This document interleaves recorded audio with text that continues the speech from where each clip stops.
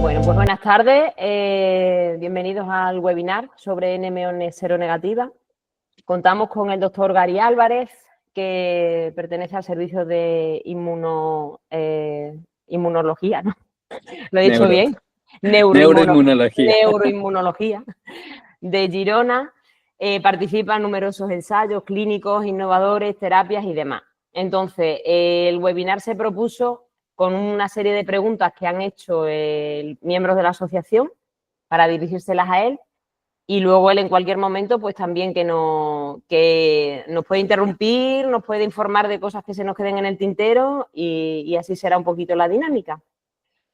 ¿Por qué surge? Bueno, pues como ha dicho el doctor Gary, antes de conectarnos muchos de nosotros, cuando ya recibes el diagnóstico de neuromielitis óptica, ya te resulta raro o desconocido, pero cuando encima te dicen que eres negativo, dice, a ver, explícame un poco.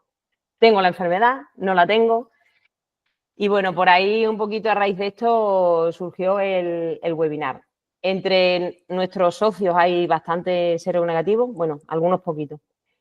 Y bueno, una de las preguntas que se planteaba era si nosotros somos negativos en anti-MOG y la anticuoporina, ¿por qué sabemos que tenemos NMO y no MOGAD? Es una de las preguntas. A ver, primero primero agradezco en primera instancia a Jordi, porque Jordi, bueno, lo conozco desde hace un tiempo, tengo el gusto de tratarlo, además tengo una relación muy fluida con él, con médico-paciente, desde el principio ha sido abierto y tengo entendido que participa activamente con ustedes y asumo que a través de él estoy aquí en esta plataforma, por lo que empiezo con mi gratitud hacia él y luego gratitud a la asociación por haberme invitado y por también a mí me sirve como plataforma para no solo visibilizarme, sino a mi equipo y a los trabajos que estamos desarrollando. Entonces, respondiendo ya empezando, ya de lleno, entrando en la pregunta. A ver, el concepto real de neuromielitis seronegativa debe ser neuromielitis doble seronegativa. Es así como deberíamos denominar a los pacientes. Lo que pasa es que es verdad que cuando nos dirigimos a ustedes, creo yo que cuanto menos terminología técnica utilicemos, mejor, porque así nuestro mensaje cala de mejor manera. Entonces, ¿por qué doble? Porque quiere decir que eres seronegativo después de haber sido testeado para anti-MOG y anti-AQP4. Por lo tanto, sabemos que tenemos un resultado negativo para MOG y ya eres seronegativo y no eres MOGAD. No sé si me haya entendido, me haya dado a entender. Y luego, para llegar al diagnóstico de neuromielitis óptica doble seronegativo, tenemos que ser estrictos con los criterios diagnósticos. Hay unos criterios diagnósticos que fueron publicados en 2015, que se están revisando en la actualidad y que, bueno, que hay que cumplirlos. Es una especie de checklist donde el paciente pues tiene que reunir una serie de requisitos y que para ser diagnosticado de esta entidad los debe cumplir casi todos. Entre ellos, el nombre define la enfermedad, y esto ustedes lo habrán escuchado muchas veces: neuromielitis óptica, o sea, afectación de médula y o de ojos. En la neuromielitis óptica seronegativa tiene que haber afectación de al menos 2 localizaciones específicas de la enfermedad: ojo, médula, luego hay una área muy específica que se llama área apostrema y zona diencefálica. Tienen que haber 2 de estas, mientras que en la seropositiva, con una y el anticuerpo basta. Por ejemplo, el seropositivo, pues un paciente tiene una mielitis larga, o sea, de 3 cuerpos vertebrales, que la habrán escuchado también, pero bueno, una mielitis larga o una neuritis óptica y un anticuerpo positivo, la QP4 positiva, ya tienes una neuromielitis óptica. Pero en la seronegativa necesitas doble afectación, o sea, medular, de ojo, medular y de área postrema, ojo y área postrema y médula, y así pues unas combinaciones que sean demostradas por resonancia magnética y que una vez que tú hayas descartado otras opciones como esclerosis múltiple, como MOGAD, como enfermedades reumatológicas, pues le dices al paciente, oiga, usted tiene esta patología. O sea, es un proceso, la doble seronegativa es un proceso. No es un diagnóstico que se deba dar en la primera visita, aunque tengas la imagen. Tienes que haber descartado obligatoriamente otras cosas. El diagnóstico muchas veces a los negativos se nos da cuando ya hemos recibido algún tipo de tratamiento. ¿Puede influir puede haber falsos negativos? ¿Solamente por haber tenido ya algún tratamiento de corticoides, de inmunosupresores? Puede. Generalmente los corticoides no suelen seronegativizar a la gente. O sea, no es un paciente que, por ejemplo, ocupe 4 positivos, pero no lo sabe ni el médico ni el paciente y ha recibido corticoides por el brote. No se suele negativizar el anticuerpo. Sin embargo, hay gente que debuta, se ponen los corticoides, eh, por el motivo que sea, pues no se determinó el anticuerpo, se pone rituximab, por ejemplo, porque es un fármaco que se utiliza con mucha frecuencia en las neuromielitis ópticas, tanto seropositiva como seronegativa. Y luego pues se te ocurre o decides testear el anticuerpo y puede darte negativo. Si hay rituximab de por medio, hay un riesgo o una probabilidad relativamente alta de que se haya seronegativizado por el fármaco. No así con los corticoides ni las inmunoglobulinas. Y dentro de los negativos, ¿hay alguno que, digamos, que tenga más sintomatología de NMO y otros de MOGAD? ¿O más o menos es la misma sintomatología? Claro, es que estamos hablando en este caso de 3 enfermedades distintas, o sea, bien caracterizadas cada una de ellas, o sea, doble cero negativo, MOGAD y AQP4. Supongo que la pregunta va sobre todo, ¿cómo puedo distinguir una de la otra, no? Sí. Por ejemplo, son cuestiones muy técnicas, detalles muy precisos, pero creo que viene bien sacarlos aquí. MOGAD tiene una particularidad que puede afectar de forma más frecuente que la neuromielitis seropositiva, o sea, la QP4, los dos nervios ópticos al mismo tiempo, y cuando los afecta suele ser más la parte proximal del nervio óptico, o sea, el nervio es un cablecito que sale detrás del ojo, la primera parte, esa es la que sale detrás del ojo. Mientras que la acuoporina 4 suele ser más en la parte posterior del nervio óptico, más en el extremo distal. La seronegativa es una mezcla entre ambas. Hay pacientes seropositivos, seronegativos, que tienen afectación proximal, otros que tienen afectación distal. Está más a caballo entre las dos. En la médula, la AQP4 suele afectar más los segmentos proximales de la médula cervical, médula dorsal, el MOGAD también, pero MOGAD tiene una particularidad que afecta la parte final de la médula, que se llama cono medular. Entonces, cuando nosotros vemos una afectación del cono, inmediatamente se nos tiene que encender, bueno, esto parece un MOGAD, por lo que estamos viendo. Vuelvo, la cero negativa está en medio de las dos. Puede ser arriba, puede estar abajo, puede estar en medio. Bueno, no es una entidad del todo definida. Y luego la respuesta al tratamiento. Tanto MOGAD como los seronegativos suelen mejorar con la terapia del brote, o sea, con la plasmaféresis, con las inmunoglobulinas, con los corticoides. No hay una recuperación completa como, por ejemplo, pacientes que están afectados por esclerosis múltiple que se pueden recuperar de forma completa.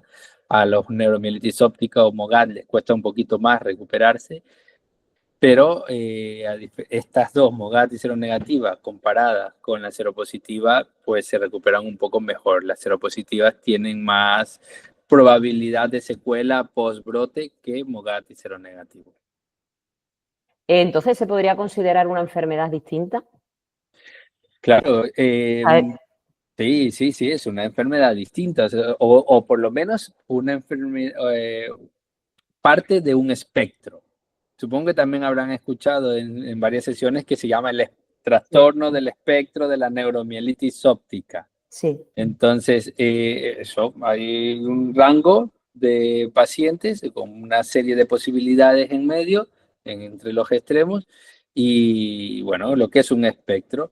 Entonces, la seronegativa está ahí, en ese espectro.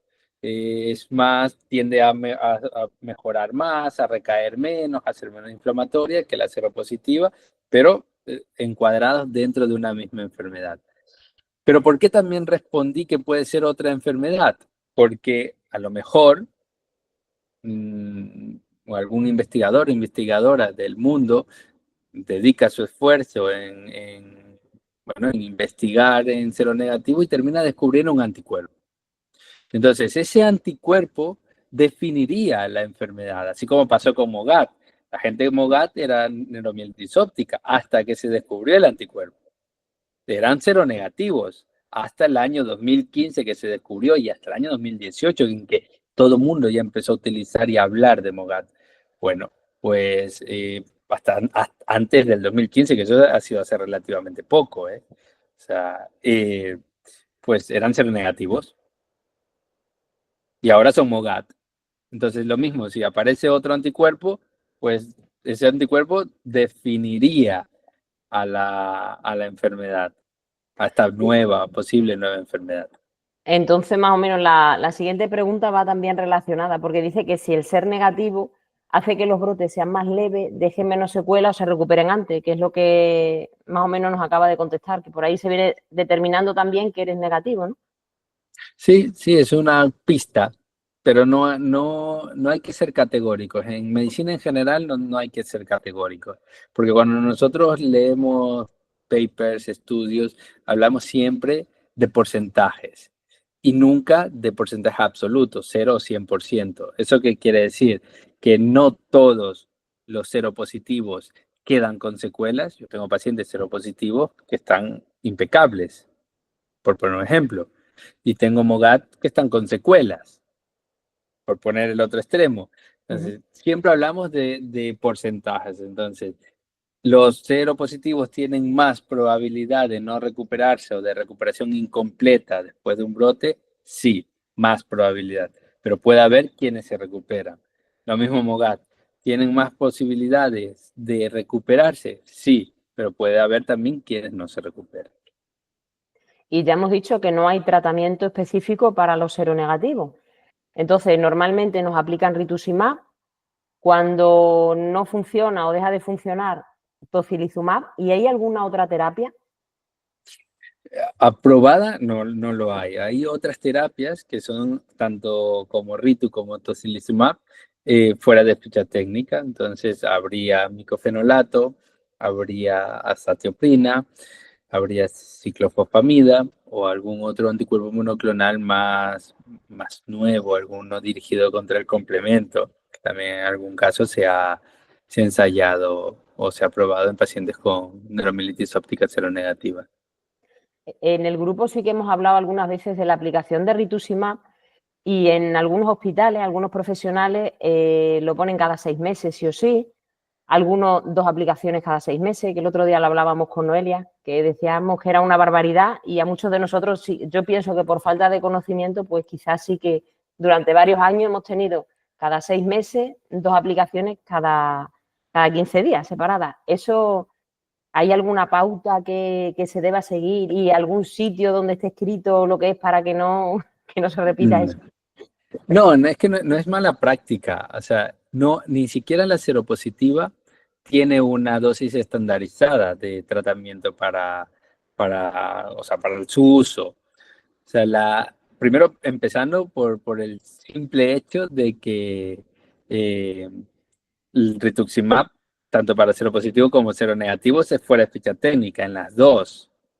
Entonces, y el rituximab es un fármaco que fue creado para enfermedades oncohematológicas con una pauta de tratamiento son 375 miligramos por metro cuadrado. O sea, una pauta muy distinta. Luego, como es un fármaco maravilloso que funciona para muchas otras cosas, entre ellas la neuromielitis óptica, se van haciendo o se van creando esquemas de tratamiento que son variables, incluso entre centros.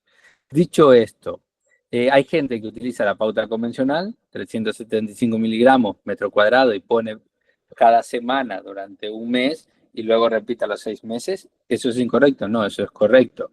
Luego hay personas que ponen 2 gramos repartidos en 1 gramo ahora, otro gramo en 15 días y luego a los 6 meses se repite eso. Eso es correcto, de hecho es el plan de tratamiento más utilizado, ya que nosotros hacemos servir en la unidad. Y luego hay otros compañeros, compañeras que utilizan esquemas de tratamientos un poco más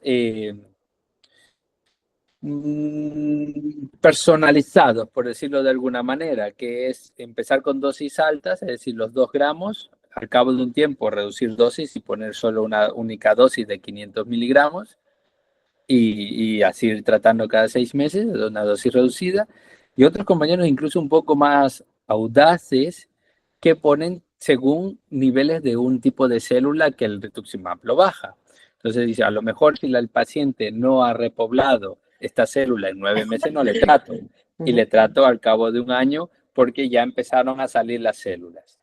¿Qué sucede con estos dos últimos esquemas, el de dosis reducida y el tratamiento según células, son linfocitos B, CD19? Según CD19, que hemos visto en estudios observacionales que el riesgo de recaída con dosis reducida, con intervalos extendidos, es mayor que aquellos que reciben dosis fijas. O sea, los 2 gramos repartidos en 2 semanas. Eso es mayor. Ahora, no estoy diciendo que sea una mala práctica individualizar o personalizar. Tampoco voy por allí. Pero en NMO hay algo claro. En NMO, a diferencia de esclerosis múltiple, que también utilizamos rituximab para esta gente, para estos pacientes, o MOGAD, NMO, un brote puede ser muy grave.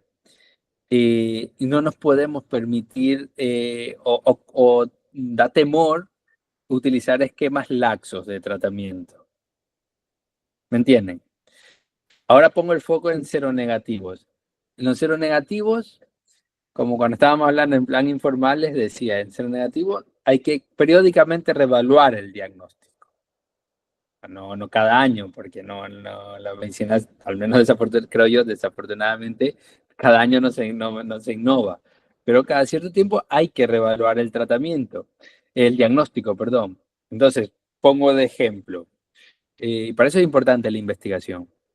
Porque si ahora la gente con seronegativos terminamos descubriendo que el anticuerpo X la causa, y a su vez estudiando el anticuerpo X nos damos cuenta que este anticuerpo no produce recaídas o el riesgo es bajo, mucho más bajo que MOC y que AQP4, ¿por qué le pones una dosis alta o por qué le vas a poner a tratar siempre cada 6 meses de forma estricta? Pues no hará falta. ¿Me entienden? Pero a día de hoy, con la evidencia que tenemos del cero negativo, poniendo el foco en esto, es que se debe reevaluar diagnóstico, y el diagnóstico siempre arrastra el tratamiento. Que si cambias de diagnóstico, pues en un buen porcentaje de casos tendrás que cambiar también el tratamiento. Entonces, es allí la importancia de las reevaluaciones periódicas en el cero negativo y de la investigación. Y las reevaluaciones serían analíticas de anticuerpos, ¿no? Pues se pueden hacer analíticas de anticuerpos, sí, se Uh-huh. pueden hacer, sobre todo de MOC, porque MOC es un anticuerpo que es un poco más impredecible.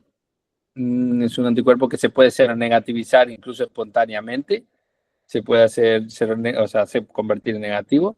Pero en AQP4 no tiene sentido retestear, o sea, por lo menos no hemos conseguido demostrar que alguien que ha dado 1 o 2 determinaciones negativas para AQP4, tratándole luego te aparecerá el anticuerpo positivo. No hemos demostrado eso. De hecho, ni siquiera hemos demostrado que a los seropositivos tratándoles y cambiándoles a seronegativos, se correlacione la presencia del anticuerpo con la actividad de la enfermedad. No, no tiene sentido el seguimiento con anticuerpos. MOC yo sí que recomiendo, de hecho lo intento hacer con mis pacientes, de cada cierto tiempo reevaluar y repetir MOC para ver si aparece o no por allí. Siempre que hablamos de la investigación, os centráis en algún banco de datos que tenéis, me imagino. ¿Habría posibilidad que nosotros, a través de la asociación y sabiendo que tenemos socios y conocidos que son negativos, facilitáramos algún tipo de analítica para colaborar en esas investigaciones? Sí, claro. Ah, Sí, o sea, yo supongo que sobre todo los centros más grandes, con experiencia en investigación o con ganas de investigar, tienen base de datos, seguro. Seguro, tienen base de datos. Lo que pasa es que no todo el mundo investiga en seronegativos. Porque el concepto de seronegativo es, además de que tienes que hacer las revaluaciones periódicas, es un concepto heterogéneo. No, la enfermedad no está tan bien definida como está la seropositiva.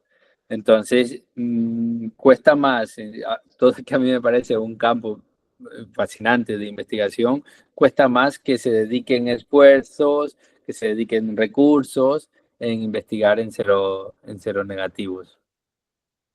y otra de las preguntas que nos hacíamos era si la condición de seronegativo se debe a un anticuerpo en concreto o si pueden ser varios anticuerpos. De poder podrían ser varios. Yo me temo que al menos uno hay en medio de los pacientes seronegativos. De hecho, es lo que estamos haciendo. Yo si quiere, si continuando en la informalidad, les muestro un trabajo que hemos hecho Sí, recientemente. sí, por favor. Si me dejan compartir, y si puede, porque esto a veces no, no es tan fácil. A ver, ¿estoy compartiendo o no? Sí, ¿Sí? sí, se ve alguna otra pantalla. Sí, ¿Lo ven? sí, Por ejemplo, estos son una serie de pacientes nuestros, no están anonimizados, por eso los muestro con tranquilidad. Eso es un Word, ¿eh? No he preparado una presentación, ¿eh? no pasa Así nada. que pido disculpas, ¿eh? No pasa nada, está Entonces, estupendo. este es un estudio colaborativo con la Universidad de San Francisco en California para describir una nueva enfermedad. Entonces, si ustedes ven aquí esta paciente, por ejemplo, voy a poner el ejemplo del, bueno, el primero, todos han tenido mielopatías y algunos de ellos incluso alteraciones a nivel de los nervios ópticos. Por ejemplo, esta de aquí tiene un problema medular y tiene un problema de los nervios ópticos. Esta paciente, si no se hubiese insistido en reclasificar, en pensar, en decir, puede ser que no sea una NMO y sea otra cosa, pues no habríamos llegado ahora a un diagnóstico de una enfermedad nueva que estamos recién describiendo, que ha salido un paper publicado el año pasado y ahora estamos clasificando, tipificando bien la enfermedad, que es una deficiencia de, de vitamina B12 a nivel del sistema nervioso central. Hice un estudio pues, en colaboración con Centro de Estados Unidos y nosotros en Girona. Luego, pues, creo que esto es un preliminar de mi tesis. Esto es una correlación con una serie de genes que se llaman HLA, bueno, que hemos presentado también en un congreso a nivel en Estados Unidos de neuroinmunología. Y hemos encontrado que los pacientes doble seronegativos, que son los que están aquí como DN, NMOSD, tienen más probabilidad de tener esta mutación genética. Entonces, que está relacionada con el metabolismo del gluten. Entonces, yo sí que creo que hay una, por lo menos uno, anticuerpo nuevo relacionado en la patogenia de la enfermedad o en el origen de los seronegativos, pero hay que investigar mucho, hay que destinar recursos en poder alcanzar esa, o sea, esa conclusión. Para descubrir la COP4 pasaron muchos años y para descubrir MOGAT muchos años. Y igual que con neuromielitis a seca, ¿podemos entender que no es hereditaria?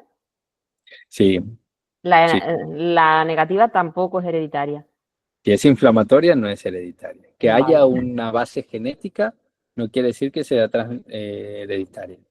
No así, gente que tenga enfermedades heredogenéticas que cursen con afectación de médula y nervio óptico, eso no es neuromielitis óptica, eh, y se transmita si hay enfermedades metabólicas, sobre todo en niños, que pueden provocar afectación del nervio óptico y la médula.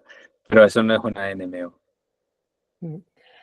Otra de las preguntas que nos hacían, ¿existe la posibilidad de reeducar nuestro sistema inmunológico con los tratamientos actuales o solamente son tratamientos conservadores? No, bueno, no tenemos solo tratamientos conservadores, tenemos tratamientos que impiden el progreso de la enfermedad. O sea, el rituximab impide el progreso, es muy efectivo el rituximab. O sea, que entiendo que ustedes piensen, no tengo tratamientos específicos para mi patología. Es verdad, pero que el rituximab es efectivo para controlar la enfermedad. O Sí, sea, ¿sí? ¿Digas? yo creo que se refería al tema de reeducar, que al final es que nuestro sistema inmune reconoce algo beneficioso como algo malo para nosotros, que si hay alguna forma de reeducar nuestro sistema para que eso no lo Mm, reconozca así. Creo que es lo que se refería a la pregunta, no sé si la habéis hecho alguna de vale. vosotros. Vale, no, no si no hemos identificado el motivo que produce que la memoria del sistema inmune ataque nuestras propias células. Yo, por ejemplo, en este último cuadro que les presenté del trabajo que llevamos a Estados Unidos, eh, este conjunto de genes HLA están relacionados con el metabolismo del gluten. Entonces, sí que mi hipótesis es que el consumo de gluten altera la inmunidad. ¿Cómo lo reeducaría? Pues reduciendo la ingesta del gluten. Sería una forma de reeducarlo, pero esto no es extrapolable a todos. Aquí intento ser cauto, no quiero transmitir falsas expectativas porque es un estudio que aún no terminamos de confirmar lo que estamos desarrollando. Se necesita replicar en otros centros y todo esto. Pero bueno, visto así, si llegásemos a identificar, no solo con mi proyecto del gluten, sino con alguna otra causa que viésemos que ese factor hace de desencadenante de la respuesta inmunitaria, sí que podríamos reeducarlo evitando el factor desencadenante. Sea comida, sea alguna infección, sea alguna exposición a algún tóxico. De esa forma sí, pero si no hemos identificado precipitante, no podríamos. ¿Y sabemos qué mecanismos son los responsables de que nuestro sistema inmunológico nos ataque? Sí, sí. Lo que pasa es que en el seronegativo, al no tener claro cómo se produce la enfermedad, es más difícil crear un modelo de daño. O sea, la neuromielitis óptica seropositiva a día de hoy tiene tratamientos porque se consiguió replicar cómo el anticuerpo daña el, el astrocito. O sea, y en laboratorio se vio pues, que el anticuerpo produce este daño, eleva esta sustancia, se activa el complemento. Entonces sabemos entonces que si hay un complemento activado, pues bloqueamos el complemento. Si hay una excesiva producción de anticuerpos, pues con rituximab o inebilizumab, pues reducimos la producción de anticuerpos. Si hay interleuquina 6 muy alta, pues bajamos la interleuquina 6 con tocilizumab o con satralizumab, por ejemplo. En la seronegativa, como el modelo de daño de enfermedad no está del todo aclarado, sí que hay cositas que vamos descubriendo. Pero como no está del todo aclarado, entonces no podemos tener objetivos precisos de tratamientos o de cosas a hacer.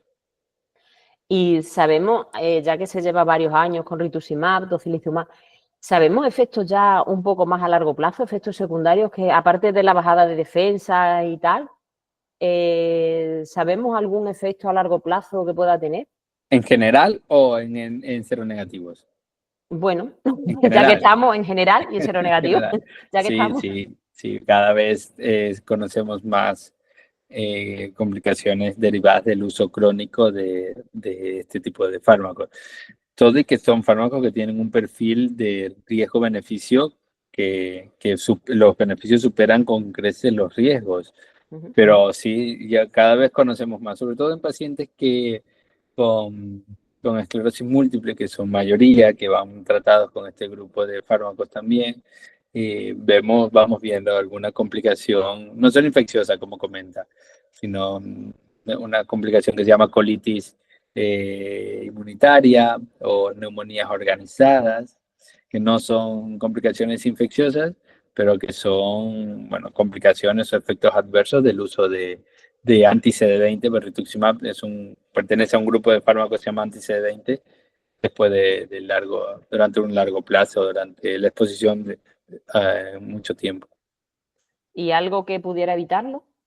No, no. Las complicaciones, Sí, retirar el fármaco. solo, vale. Vigilarlo, obviamente hay que vigilarlo.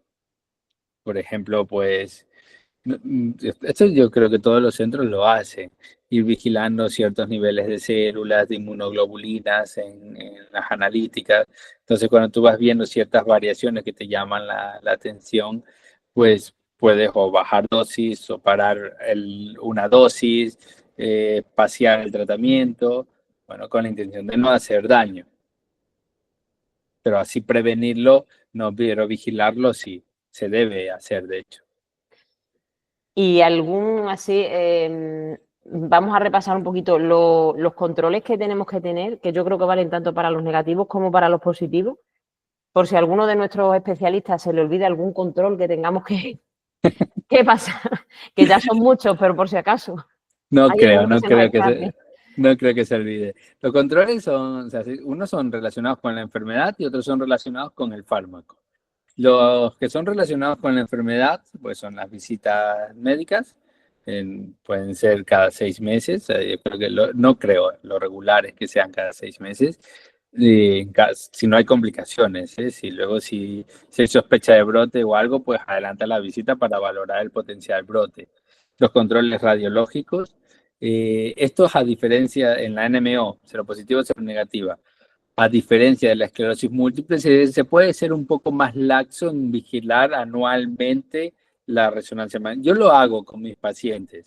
O sea, nosotros intentamos cada año ir haciendo controles de resonancia magnética. Pero es cierto que los pacientes con NMO en comparación con la esclerosis múltiple no suelen tener actividad en la resonancia magnética subclínica, es decir, sin síntomas. No suele pasar. Todo y que, repito, yo a mis pacientes les hago los controles regulares. Pero si alguno de vuestros tratantes, de vuestros médicos, no lo hacen, no piensen que le están dejando le están descuidando. No, la evidencia dice que no hay que ser estrictos en los controles radiológicos de los pacientes con NMO. Y luego están los controles derivados del fármaco que recibes, y esos son diferentes. No es lo mismo el control de un tocilizumab, que hay que vigilar el perfil lipídico, que no te suba el colesterol, que hay que fijarse mucho en los neutrófilos, que hay que fijarse en las plaquetas, que el control de los pacientes con rituximab, que hay que fijarse en los niveles de inmunoglobulinas, cómo están los linfocitos B, cómo están los linfocitos en general. Entonces, son controles que deben ser ajustados en función del fármaco, y luego están los controles generales, que son los derivados de la enfermedad. Perfecto. Las preguntas que habíamos planteado en los días previos y tal, ya están contestadas básicamente. Si alguien más tiene alguna pregunta, que levante la mano y le damos paso, si os parece. Muy bien. ¿Yo puedo hacer una pregunta, Ana? Sí, pregunta. Muy bien. Yo sé que está habiendo una discusión sobre si las enfermedades del espectro de la NMO Por tanto, mi pregunta va para los seronegativos como para el resto del espectro. Digamos, el paciente va sufriendo ataques o bien es una enfermedad que tú tienes dentro que va haciendo de las suyas hasta que un buen día pues te das cuenta de que algo ha ido mal. O sea, está el tema de que si solamente funciona por ataques o si es una cosa que va haciendo su labor poquito a poco y tal y que cual. Esto me gustaría saber la opinión del doctor Gary, primera pregunta. Y segunda pregunta es, oiga, está muy bien el rituximab para evitar los ataques por parte del sistema inmunitario propio, pero ¿qué pasa con los procesos de remielización? O sea, hay neurólogos que estudian el proceso de recuperación de las conexiones neuronales. Yo no sé si los trocitos o no se pueden recuperar. El doctor Gary conoce alguna línea de investigación sobre la remielización, que es lo que nos permitiría, en lugar de ir siempre a peor, o estabilizarnos o ir a mejor. Vale. No, Agustín, las preguntas muy buenas, no tan fáciles de responder. Yo daré mi percepción y con base a lo que he leído y he estudiado. Respecto a la primera, casualmente, hace menos de 3 semanas estuve en Helsinki, en la reunión europea de neurología, y me tocó defender en un foro, bueno, no defender, me tocó en un debate de, ¿es la NMO una enfermedad progresiva o no? O sea, que sé que va hacia allí. Pues las conclusiones con base a la evidencia científica es que la NMO, al menos con lo que conocemos a día de hoy, el histórico de cómo hemos estudiado la enfermedad, es una enfermedad a brotes, no progresiva. O sea, y aquí, a diferencia de la esclerosis múltiple, que tú puedes estar sin brotes, pero irte degenerando, la NMO no. O sea, todos los estudios que han ido en esta línea, en encontrar o buscar un marcador de degeneración en pacientes con NMO, no han fracasado. Creo yo, para bien, que no sea una enfermedad neurodegenerativa, es una buena noticia. Todo y que cuando te da un brote es un brote muy grave y que te deja secuelas y que las discapacidades que tienen los pacientes por los brotes son graves, pero es por el daño intenso que se produjo en un momento dado, no porque se vayan degenerando. Pero esta declaración que hago ahora está bien asentada para los seropositivos. Ahora, los seronegativos, volvemos a algo que he mencionado antes. Es una enfermedad en fase de descripción, de conocerse, de entenderse mejor. Entonces, al no conocerse ni entenderse mejor, yo no sería categórico en decir los pacientes dobles seronegativos para NMO no son progresivos. Muy probablemente no lo sean. Muy probablemente no lo sean. Pero no soy categórico porque al no haber un modelo patogénico claro como hay en los seropositivos, pues no puedo ser categórico en esto de aquí. Mi respuesta es que no. No, por lo que voy viendo en mis pacientes, no son progresivos. Pero necesitamos acumular más evidencia para ser más categóricos en esta declaración. Y respecto a la remielinización, aquí es el problema que hay si es remielinización orientada en la NMO, volvemos a uno de los problemas original. Pocos pacientes, poca inversión en el estudio de la enfermedad, ya no así en la remielinización.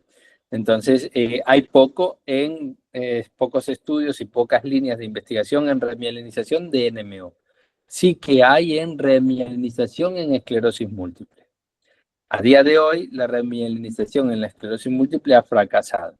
No hemos conseguido encontrar fármacos que produzcan una regeneración de la mielina que se ha perdido producto de la inflamación o de los brotes. No lo hemos conseguido. Hay un ensayo clínico que es prometedor en esclerosis múltiple para remielinizar, que está en fase 2, pero que en los modelos in vitro parecía que se regeneraba el nervio óptico, la mielina del nervio óptico se regeneraba. Entonces estamos todos quienes nos dedicamos al mundo de la neuroinmunología expectantes de cómo terminará esto de aquí. La experiencia previa no es buena, pero tampoco quiero desalentarles con esto. Pero la experiencia previa de la remielinización no es buena. Muy bien, pues muchas gracias. Ha contestado fantásticamente a mis inquietudes. Muchas gracias. Nada, gracias. Sí, algunas veces en el grupo es verdad que hay personas que a pesar de no tener brotes y llevar varios años sin brote, sí que cada vez se van sintiendo peor, que van notando más la secuela y no sé si eso es por propiamente la edad o que, aunque no esté reconocida esa progresividad, sí que haya algo de... Simplemente porque, claro, el cuerpo se deteriora, que es lógico. Claro, claro, una cosa es la fluctuación que se puede tener en un paciente con una enfermedad neurológica con secuelas. Pongo, el ejemplo más clásico es el verano. Las enfermedades desmielinizantes le confieren a los pacientes hipersensibilidad a las temperaturas altas, sean ambientales, verano, sean corporales, fiebre, por ejemplo. Entonces, alguien que tiene una enfermedad neurológica con una secuela en contexto de temperatura alta, se siente peor.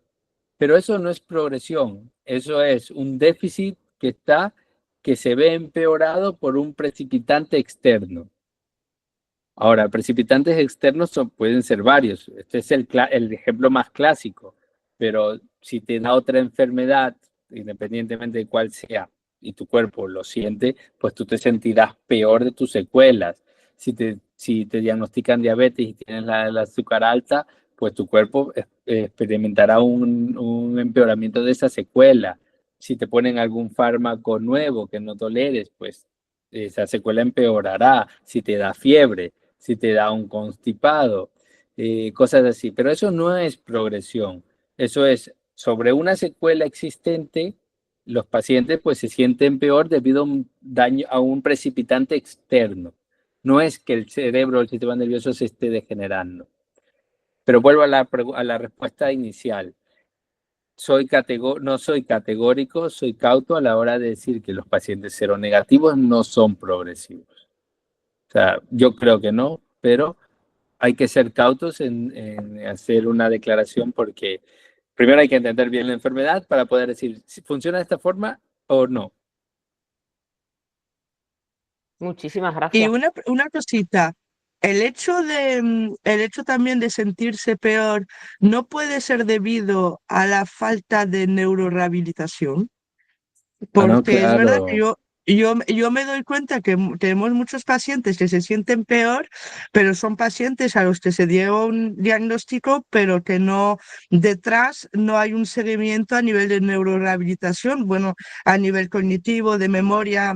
Son cosas que hay que seguir trabajando a nivel de fisio, yo ate cabos así, digo, pero igual en la falta de neurorehabilitación, de fisio, hace que uno pueda sentirse peor.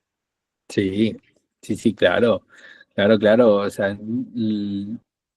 los tratamientos que tenemos, corticoides, plasmaféresis, inmunoglobulinas para tratar el brote, son tratamientos que lo que hacen, sirven mucho, pero es bloquear la actividad inflamatoria.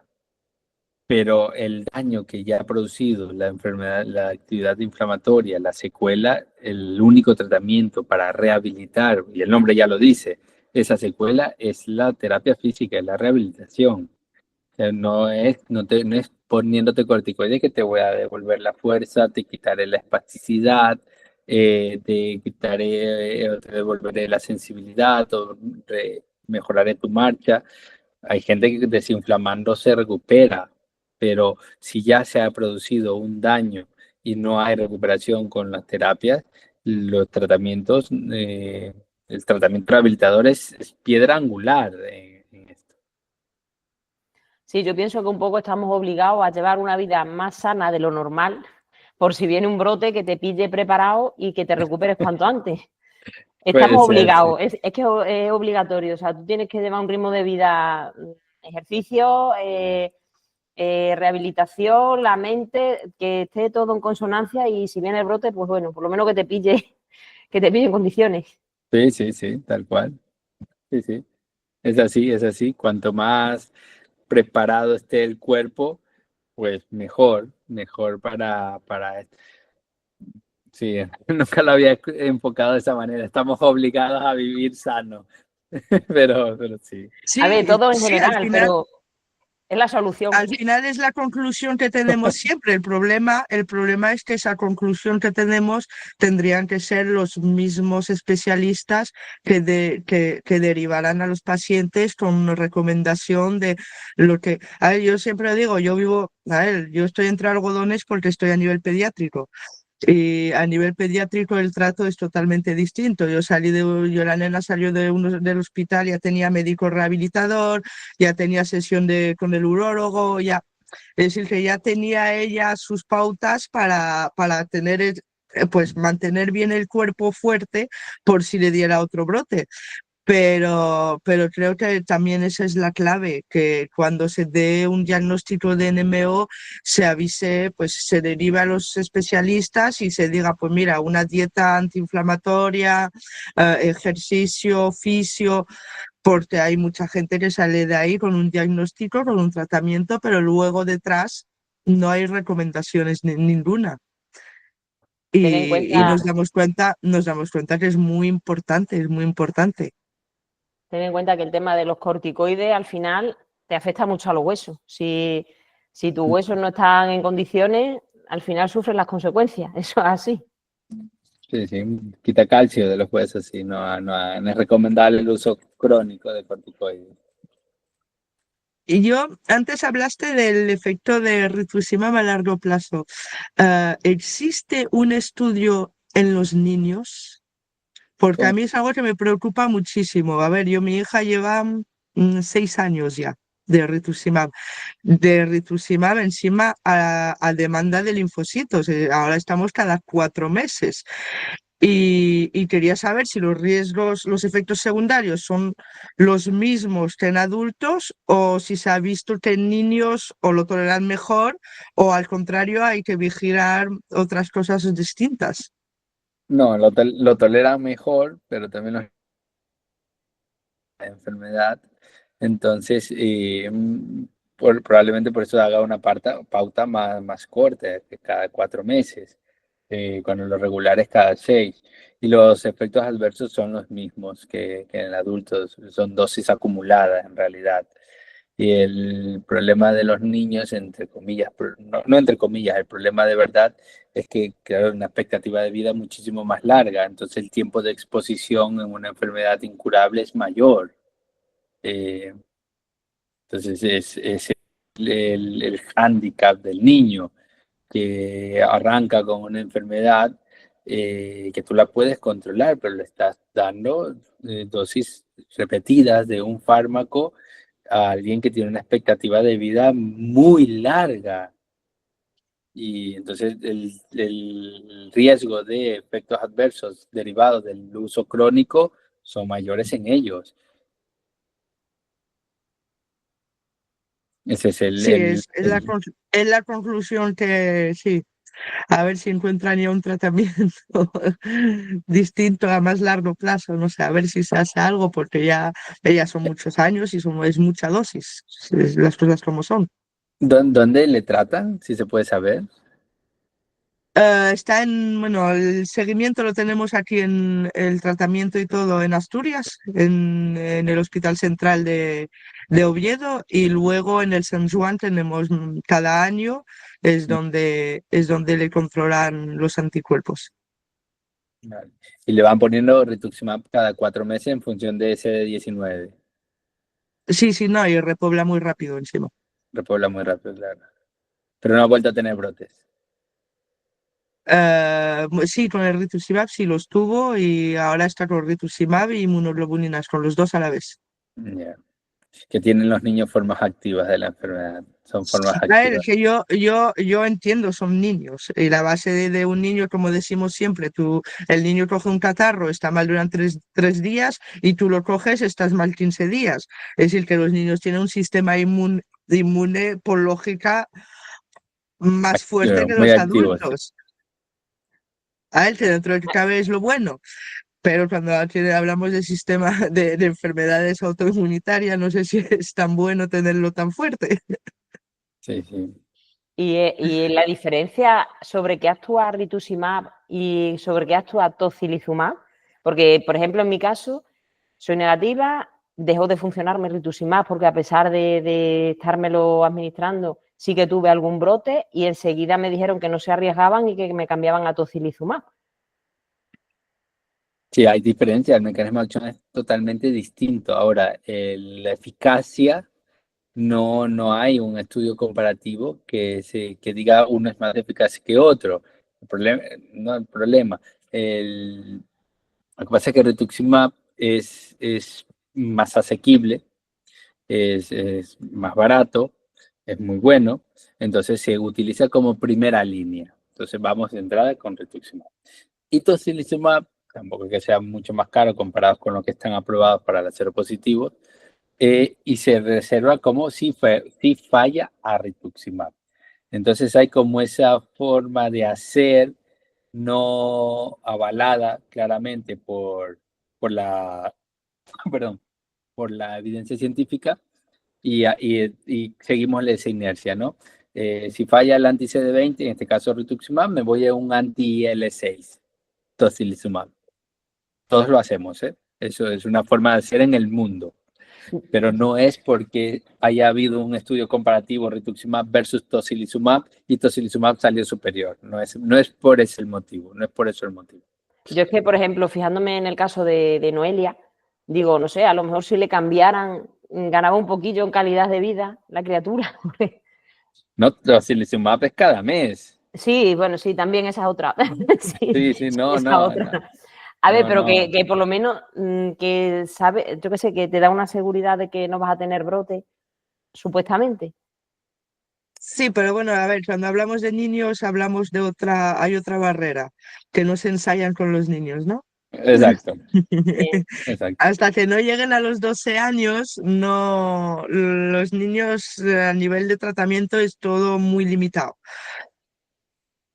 Está muy limitada, así que de momento, bueno, esperaremos 2 años más a ver si aparece, porque sé que, por ejemplo, en Estados Unidos se pone el satralizumab a niños con MOGAD, sí. Sí, Aquí en España no, aquí tiene derecho a rituximab y nada más. sí, sí. No hay la opción del tocilizumab, no. Tiene Lo la que hay. opción del rituximab y ya está.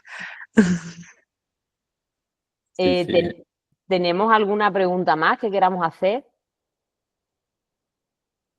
O si Gary quiere algo que no hayamos dicho, que se nos haya olvidado, que... No, no, yo creo que hemos tocado los puntos. Yo había traído aquí unos apuntes y yo creo que lo hemos tocado todos. De todas maneras, sí me gustaría decir que la asociación está a tu disposición, que si necesitas datos, que si cualquier cosa, que aquí estamos. Gracias. Y hombre, en lo que se pueda echar una mano, que esté en nuestra mano, que estamos a tu disposición. Muchas gracias. Si no, lo tendré en cuenta. Ya Jordi también nos había transmitido esta disponibilidad que tenéis y lo sé, lo tengo en cuenta y yo encantado también de ponerme a vuestra disposición y poner al equipo nuestro también a disposición de poder colaborar con la asociación.